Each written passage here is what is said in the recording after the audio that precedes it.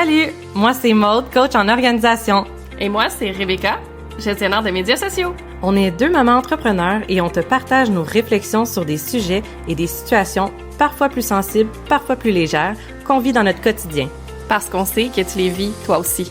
Alors ici, c'est sans filtre et surtout sans jugement. Bienvenue sur notre podcast Maman sans jugement. Salut! Bienvenue sur notre premier épisode de Maman sans jugement. Allô, Reb! Salut! Comment ça va? Ça va bien et toi? Ça va, je suis vraiment excitée, fébrile, tout ça en même temps. Tout en même temps. Tout en même temps. C'est notre premier épisode. Let's begin! Ah ouais, je suis vraiment contente de commencer ça. Veux-tu dire, c'est quoi notre vision du podcast? Qu'est-ce qu'on va faire avec ce podcast-là? Tu me poses une colle, on n'en a pas parlé. Ouais, je sais, non, c'est pas vrai? Je me suis dit, tu sais... Clairement, on a une vision, puis clairement... ouais. Dans le fond, ce qu'on veut, c'est illustrer un peu la vie, parler, en fait, des enjeux de la vie de maman, / entrepreneur, / conjointe, / tout ça en même temps, sans jugement. Ouais. Dans le sens où on a tous le droit d'avoir notre vision, notre façon de faire, puis on peut crissement s'aimer pareil. Oh ouais! En fait, on est l'exemple, le parfait exemple de ça. Moi et Reb, on s'entend à merveille, mais notre parentalité, notre manière d'être dans la vie, on est pas aux opposés, là, mais... Non, pas tout à fait aux opposés. Mais on a des visions complètement différentes, mais qui se rejoignent quand même. Puis c'est ça qui est la beauté, je pense, de notre amitié, c'est que, justement, il n'y a pas de jugement dans notre manière d'agir, même si c'est différent d'une de l'autre. Exactement. On essaie tout le temps de se comprendre, puis de pas se juger là-dedans. Ouais. Fait que, comme premier épisode, on avait envie que tu saches de où on vient, notre parcours, notre histoire un peu, et jusqu'au moment où on s'est rencontrés, nous deux. Fait que je pense que c'est quand même assez cocasse et pertinent de raconter ça. Oui. Est-ce que je te lance ça comme tantôt? Ah ouais? Est-ce que ça tente de commencer? Raconte-nous ça, ton parcours. D'où je viens? OK. Mon parcours à moi. Je pense que du plus loin que je me souvienne, j'ai toujours été celle qui savait pas ce que j'allais faire dans la vie. En fait, je savais ce que j'allais faire dans la vie. J'allais faire crissement plein d'affaires. Toutes! Fait que, au final, ce que ça a donné, c'est que quand il est venu le temps de faire un choix, parce que c'est un peu ça qu'on nous demande de faire, j'ai pas été capable, fait que j'ai fini à m'inscrire au Cégep du Vieux-Montréal en photo, au Cégep Maisonneuve en nutrition, puis au Cégep Édouard-Montpetit en accueil et intégration. Savez-vous lequel je t'allais faire? Je sais même pas. Accueil et intégration. Ah, ben oui. Je savais tellement pas, je voulais tellement pas commit dans quelque chose que je savais pas si j'allais aimer ça, puis si je savais pas pour combien de temps j'allais aimer ça, en fait, surtout. Fait que j'ai décidé d'aller en accueil et intégration, puis finalement, de fil en aiguille, ça a découlé à sciences humaines, profil individu, puis j'ai pris une tangente à aller vers la psycho. Fait que j'ai pris des cours complémentaires pour essayer d'aller chercher des crédits pour faire mon préuniversitaire en psychologie. Fait que j'ai pris psychologie humaine, sexualité, psychologie de la sexualité, en fait. Puis j'ai pris on the side un cours de nutrition parce que ça a toujours été quelque chose qui me passionnait, la nutrition, la santé, puis tout ça.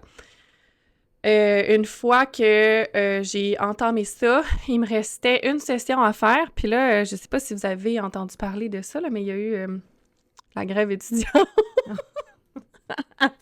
Fait que, après la grève étudiante, je suis juste jamais retournée.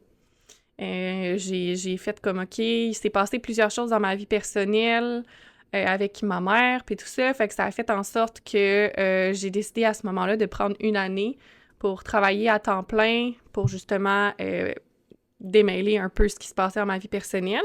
Puis après cette année-là, contre toute attente, parce que tout le monde me dit, si t'arrêtes d'aller au cégep et que tu travailles pendant un an, tu y retourneras plus. C'est mal me connaître de dire ça, OK? Parce que moi, je retournerai à l'école toute ma vie. Puis après cette année-là, j'ai décidé de m'inscrire en mécanique automobile, un DEP, que j'ai complété avec succès. D'ailleurs, j'ai travaillé après ça dans ce domaine-là pendant, pendant un bon 3 mois. Ce domaine qu'on disait adapté aux femmes parce que, bon, on était à ce moment-là en 2016. Fait que c'est ça, en 2016, là, on était rendus loin, là. Regardez, les femmes ont leur place, puis tout ça. Ouais, non. Non, c'est ça. Finalement, du haut de mes 20 ans, j'avais pas la force de caractère de rester là-dedans. J'ai pas eu vraiment une belle expérience par rapport au harcèlement psychologique et toutes ces choses-là. Fait que finalement, j'ai décidé de me retirer du garage, en fait, puis je suis allée plus du côté de l'admin dans les garages aussi. Fait que je suis allée aviseur technique pendant 2 ans. Ensuite, je suis allée comme adjointe administrative au service dans un concessionnaire. Dans ce concessionnaire-là, dans le fond, je m'occupais de tout ce qui était garantie. Fait que toute la gestion un peu comme un aviseur technique ferait avec une voiture, mais moi, je faisais ça juste avec les voitures qui étaient sous garantie, qui venaient faire un job sous garantie. Fait que je m'occupais de ça, je m'occupais de la réclamation, tout ce qui était comptabilité de ce côté-là. Et j'ai perdu mon emploi suite à ma première grossesse, 2 semaines avant mon retour avant mon retour prévu après mon congé de maternité, mon poste a été aboli. On en reparlera dans un prochain épisode de ça. Bref, stay tuned pour ça. Mais voilà. Il y a aussi, à ce moment-là, la COVID qui est arrivée. Fait que, bref, ce que j'ai fait, c'est que je suis retournée à l'école. Surprise! J'allais faire une technique en comptabilité. Puis 3 mois après avoir commencé, j'ai été engagée comme technicienne comptable par un cabinet. J'ai fait ça pendant 3 ans et demi. Et c'est ici que ça nous amène. Mm-hmm. La suite sera notre rencontre et ce qui s'en est suivi. C'est ça. Voilà. C'est tout un parcours. Je me reconnais aussi là-dedans dans un parcours un peu atypique. Moi, j'ai débuté, dans le fond, après mon secondaire, je me suis dit, je vais aller au cégep en théâtre. J'ai été refusée. Oh. Toute ma gang de théâtre y avait été acceptée, pas moi. Donc, il n'y avait pas d'audition au cégep où j'avais choisi. Le cégep Saint-Laurent, c'était par tes notes, et comme j'étais pas forte à l'école, mais que j'étais très forte en théâtre, ça comptait pas, ça, là. Fait que j'ai finalement été acceptée en sciences humaines. Profil individu. Classique. J'ai fait une session sciences humaines, une session théâtre, parce que la session d'après, j'ai pu intégrer la troupe de théâtre du Cégep Saint-Laurent. Par contre, je suis une migraineuse. Je fais partie des femmes qui ont ce problème quotidien. Et j'ai tombé très, très malade dans le sens que je faisais des migraines, j'en perdais connaissance. Fait que perdre connaissance dans le métro, c'est pas winner.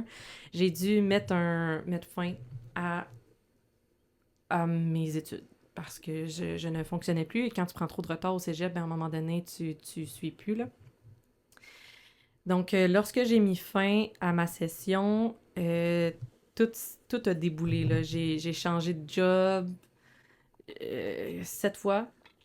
J'ai passé de la vie en rose au château, au bureau en gros, au name it, là. J'en ai fait des petits jobs, là. Je savais pas où aller. Je savais pas quoi faire.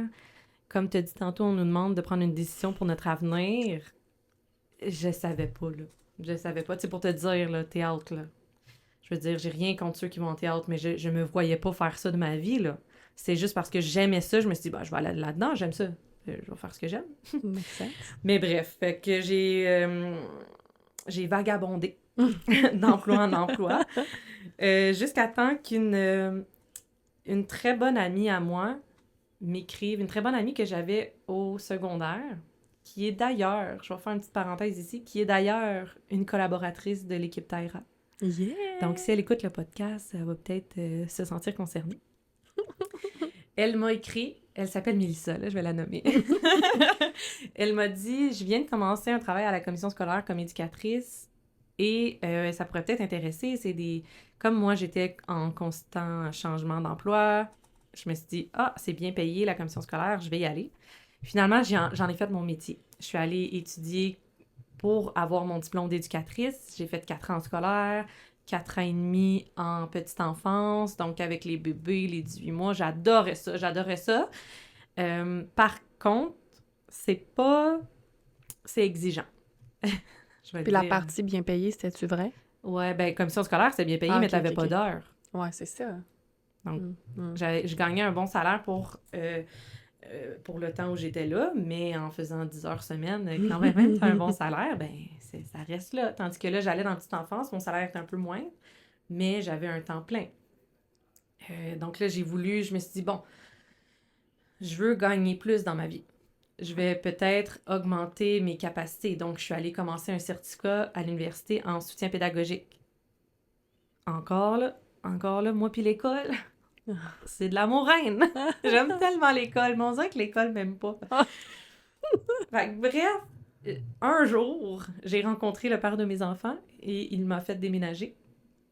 Et là, en déménageant, je me suis vraiment posé la question, est-ce que je garde un emploi en petite enfance comme éducatrice en sachant très bien que ma flamme s'éteignait à petit feu à cause de l'effort physique que ça demande, à cause de l'effort mental que ça demande. J'avais aussi l'envie d'avoir des enfants. Et là, j'essayais de jongler dans ma tête comment c'est possible d'être éducatrice et d'avoir des enfants. Je lève mon chapeau à toutes les mamans éducatrices. C'est tout un métier. Donc, j'ai eu une opportunité qui s'est ouverte à moi en tant qu'adjointe administrative que j'ai saisie. Et puis, j'ai fait 4 ans et demi comme adjointe administrative avant de perdre mon emploi. Ceci sera dans un autre épisode. Ah, t'as-tu perdu ton emploi, comme on dirait, suite à une grossesse? Un peu, ouais. Mm-hmm. Un peu, OK. ouais. On en rejasera. Oui. On en rejasera parce que je le sens, je le feel qu'on n'est pas tout seul à avoir vécu ça. On dirait qu'on est deux juste ici à la table. Ça te dit rien. Fait que, bref, j'ai eu mon premier bébé, je travaillais comme adjointe, j'ai pris le court congé, je suis retournée travailler. J'ai eu mon premier bébé, c'était la COVID, en même temps que toi, parce que Ouais. mon premier bébé COVID, j'allais quand même travailler, moi. Donc, moi, le stress de... J'avais pas le stress financier, j'avais le stress de sortir et de revenir et de donner le virus à mon enfant. Donc ça, c'était un lourd stress à porter. Surtout que je suis retournée travailler après 15 semaines. Que mon enfant avait 15 ouais, semaines. 15 semaines, ouais, c'est ça. Donc ça a fait partie, évidemment, de mon parcours. J'ai eu ma deuxième fille. J'ai été très... Ma deuxième fille. Mon deuxième enfant, qui est une fille. Ouais. Puis j'ai été très malade, très malade, ce qui m'a obligée à arrêter complètement de travailler parce que je vomissais partout. Sorry, les oreilles sensibles. J'étais plus capable. Et par la suite, ben, un mois avant de retourner travailler, j'ai su que mon poste était aboli. Donc, ça m'a amené à... Ben là, tu peux lean vers notre rencontre. Ben là, là, je veux dire, t'es rendu là. Je suis rendue là, hein. Ben, je veux dire, tu peux reculer un petit peu parce que c'est un petit peu avant ça, mais... Un petit peu, dans le fond, c'est la première garderie de mon garçon. Non, la deuxième, parce que la première, une autre histoire. Mais la deuxième... Nos garçons. Donc, mon garçon Tyler et son garçon... Noah, oui. Étaient meilleurs amis. Sont meilleurs amis. Ils sont devenus meilleurs amis à leur première garderie. Ben voyons, on va y arriver. À la garderie où ils allaient. Oui. Où ils se sont rencontrés, nos boys. Ils sont devenus meilleurs amis. Impossible de les séparer. Non. La crise le soir, crise. Ouais. Puis, bon, Noah. Il parlait tout le temps Noah et il m'appelait même Noah. Et encore aujourd'hui, il m'appelle parfois Noah. C'est pas des blagues, c'est vraiment pas des blagues. Puis, nos conjoints ont décidé d'organiser un souper. Un souper d'amis, mais comme qu'on se connaît pas. Non, c'était pas vrai. On se croisait, là, mais regarde, Alors... on s'est-tu déjà dit? Salut, c'est tout, hein? C'est tout. Je pense que Lady nous faisait plus nous parler, oui. l'éducatrice en question, faisait plus comme « Hey, elle est enceinte, toi, tu viens de téter, toi aussi, blablabla. » Puis on était comme « Ah ah, salut! » Allô, bye! Sans plus. Sans plus. C'est comme ça que nous sommes. Mais bref, ce souper a tout changé. Ah oui, oui. Non, mais on s'est rendu compte que ça cliquait. Oui, première soirée. Ben, en fait, pour tout dire, nos vies sont très parallèles.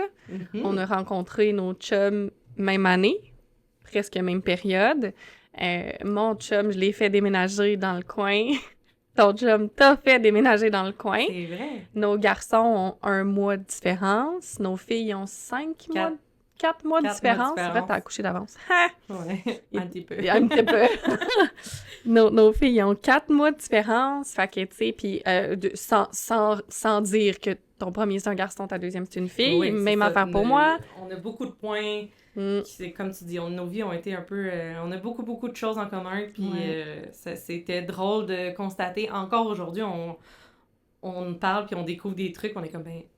Tu sais, des fois, là, quand tu rencontres quelqu'un, il n'y a rien qui arrive pour rien, hein. On dirait que c'était destiné à ça, puis on le prend. On le prend quand ça passe. Ouais. Fait qu'on s'est rencontrés comme ça. C'est ce qui fait comme pas mal notre parcours. Et là, je pense que quand on a commencé à faire des soupers ensemble, comme on disait, c'est toi qui m'as apporté un peu cette fibre entrepreneur que je n'avais pas. Oui. Ben, tu sais, c'est important de dire que je pense que moi, j'ai ça depuis tout le temps. Je pense que j'ai toujours su que j'allais avoir une business à un point dans ma vie. J'avais juste peut-être pas le guts. J'avais pas encore vu l'opportunité. Mais j'étais le genre de personne là, qui se promenait en auto sur l'autoroute, mettons, puis je regardais c'était quoi les entreprises que je croisais pour voir c'est quoi qui existait comme entreprise. J'étais ce genre d'humaine-là, là. J'étais comme, puis j'allais sur mon sel, je googlais comme tel nom d'entreprise, c'est quoi qu'ils font, c'est, tu sais, pour me donner des idées, pour voir comme qu'est-ce qui allait m'interpeller à un moment donné, tu sais. Wow. J'étais ce genre d'humaine-là, fait que j'ai toujours su que ça allait m'arriver. Moi, j'avais une entreprise de bijoux, là, puis je me considérais même pas entrepreneur. Ah, tu vois, c'était juste une passion que je vendais comme ça, tu sais. Des fois. J'avais zéro la fibre... je l'avais, je pense, mais sans l'assumer vraiment, là, vraiment pas. Ouais. Donc, quand j'ai eu une possibilité de trouver un autre emploi... c'est ça que tu regardais, mais pour moi, ça a été vraiment facile de voir l'opportunité que tu avais en avant. Je pense que j'ai toujours eu cette facilité-là, par exemple, toute ma vie, de voir les opportunités qui se présentaient aux autres. Étrangement, là, moi, j'arrivais pas à trouver la mienne, mais pour les autres, pour les autres, c'était facile. Fait que pour moi, ça a été facile, là, quand tu me dis que tu avais perdu ton emploi puis que tu regardais adjointe administrative, j'en voyais passer de plus en plus des adjointes virtuelles qui te donnaient l'opportunité d'être plus avec tes enfants, puis tout ça. Puis, on avait beaucoup parlé que c'était un peu le style de vie que tu voulais pour toi puis ta famille. Ouais. Fait que pour moi, ça a été facile de te dire, mais pourquoi tu ne fais pas ça? Puis j'ai fait, ben, t'as raison, pourquoi pas? Ouais. Pourquoi pas? Donc, j'ai démarré mon entreprise comme adjointe virtuelle spécialisée en comptabilité. Oui. J'étais encore technicienne comptable, bien salariée à ce moment-là. Hein? Ah oui, c'est vrai, c'est ça. Oui. J'ai commencé à être entrepreneur avant toi. Oui. J'ai bâti mon entreprise d'adjointe virtuelle, puis j'ai eu des mandats par-ci par-là pour me rendre compte que c'était pas tant la comptabilité qui me passionnait. Ben honnêtement, c'était plus l'organisation, la planification. Et encore là, c'est toi qui me dis, mais pourquoi tu coaches pas les gens? Pourquoi tu montres pas ce que tu as dans ton cerveau aux autres? Ben pour toi, c'était acquis, mais pour moi, je te regarde aller, puis j'étais comme... C'est exactement ça que tu m'as dit. Tu m'as dit, dans mon cerveau, ça se passe pas. Comme moi, dans ma tête, c'était clair que tout le monde avait cette même stratégie-là de planification. Puis quand Rem me dit, ben non, ça se passe pas de même dans ma tête, j'ai fait, Ah non, c'est beaucoup plus éparpillé que ça, moi, dans ma tête. Ben, c'est ça! Fait que je me suis dit, coudonc, peut-être que je pourrais m'enligner là-dedans. Puis finalement, c'est ce que j'ai fait. Donc, je me spécialise vraiment dans la planification, l'organisation. Donc, mais sans oublier... elle est excellente, d'ailleurs. Mais ce que je voulais préciser, c'est que, sans oublier que je garde mon équipe Taïra. Oui. Qui est une équipe d'adjointe virtuelle, technicienne comptable, réviseur correctrice. Oui. Vous allez voir mes mots, des fois, ça s'emparge là-dedans. Mais bref, donc il y a 2 volets à mon entreprise et pour l'instant, je suis extrêmement fière. Extrêmement fière de ça. Et là, on ajoute à notre cas ce fabuleux podcast. Yes! Ça fait longtemps qu'on en parle. Ouais. Mais là, une couple de mois... Combien de mois? T'as donné ta démission... couple de mois, 3-4 mois que j'avais parti mon entreprise. Ouais, toi, t'es parti en avril, right? Mai? Avril? Mars. Mars? Ouais. Moi, j'ai donné ma démission en septembre. Septembre, j'ai arrêté. Mi-septembre, j'ai arrêté. Septembre, t'as complètement arrêté. Complètement arrêté, mais j'avais commencé... T'avais donné ta démission un peu avant Noël. Oui, oui. Mais c'est en ça. fait, j'avais commencé mon cours en janvier. J'ai commencé mon cours en janvier. Mm-hmm. J'ai commencé à en parler à mon employeur pour lui expliquer que bon, j'avais commencé ce cours-là, j'avais une vision, je savais pas trop qu'est-ce que ça allait donner. J'ai commencé un cours... je suis retournée à l'école. en gestion de médias sociaux. J'ai fait un cours en gestion de médias sociaux, puis j'ai donné ma démission au mois d'août. Okay. Puis au départ, j'envisageais laisser un long préavis, mais finalement, ça concordait pas là, avec ce qui se passait dans l'entreprise. Puis ils m'ont laissé partir mi-septembre. Donc depuis mi-septembre, j'opère à temps plein mon entreprise de gestion de médias sociaux. Ça va super bien. Ma première cliente, d'ailleurs, vient de mon parcours comme technicienne comptable à cet emploi-là. C'est une femme avec qui ça a cliqué aussi tout de suite, là, quand on a jasé. Elle m'a invitée à plusieurs événements. Ça a cliqué tout de suite. Elle a décidé de venir avec moi. En fait, elle m'attendait, là, littéralement. Elle dit comme, dès que tu pars, tu me le dis.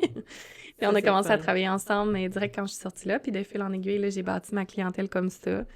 Puis j'opère depuis ce jour à temps plein mon entreprise en gestion de médias sociaux. Et je fais aussi effectivement partie de l'équipe Taïra à ce niveau-là pour vous aider dans vos médias sociaux si vous en avez besoin. Mm-hmm. C'est très cool. C'est le fun. Je trouve qu'on est en train de bâtir quelque chose de très, très le fun. Ouais. Avec une belle vision, surtout avec le podcast, comme tu disais que ça fait quand même un petit bout qu'on en parle. Puis, ouais. En fait, je pense que l'idée est née du podcast de nos conversations où on refait le monde. Là. Ah oui, constamment. On refait tout le temps le monde. Avez-vous quelqu'un avec qui vous refaites le monde là, tout le temps? Là? Bon, ben moi, c'est Mareb. Puis je pense que c'est là qu'on... En fait, ton chum, c'est Jean-Michel qui nous a dit « Ça vous tente pas de vous enregistrer? » Oui. Fait qu'on a fait « pourquoi pas? » Ben aussi, il y a un certain point, c'était à démarrer de nos conversations où on se donnait plein d'idées, où on jasait, on refaisait le monde, mais on se donnait aussi plein de cues puis plein d'idées, puis on s'en souvenait jamais. Ah oui, c'est vrai. Moi, quand je dis quelque chose, souvent, ça... Note-les. Oui, parce qu'une fois que ça sort d'ici, c'est fini, là. Mais là, c'est ça. Fait qu'au lieu de le noter, là, j'ai commencé à ouvrir le dictaphone puis de l'enregistrer. Ouais. Fait comme, OK, cette idée-là est bonne, on va l'appliquer. Donc, on s'est dit, ben là, tant qu'à refaire le monde de même, tout aussi bien le partager avec vous autres. Faisons le monde ensemble! Ben oui, ben c'est ça. Hein? Puis je pense que c'est de là est née cette belle aventure qui commence avec Maman sans jugement. Oui. Puis, tu sais, on va se le dire, là, le Maman sans jugement, c'est surtout ça, là. C'est que peu importe l'idée que tu as, peu importe l'entreprise que tu as, à quel échelon de ton entreprise tu te situes, il n'y a pas de jugement. On est tous dans le même bateau. On est là pour se soutenir, s'entraider, se faire évoluer ensemble.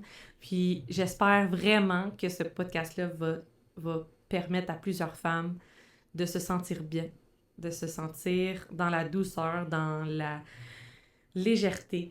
De se donner le droit de se faire voir en train d'essayer, je pense. Ouais. C'est correct, là. C'est T'as le droit d'essayer des choses, puis t'as le droit de te faire voir en train d'essayer des choses, ouais. Tu sais. Puis je pense qu'on a aussi envie de recevoir d'autres femmes. Oui. D'autres femmes qui soient entrepreneurs ou non. Je pense que ça va vraiment varier. C'est sûr qu'on tourne toujours dans l'entrepreneuriat, donc ça va sûrement tourner autour de ça, les sujets.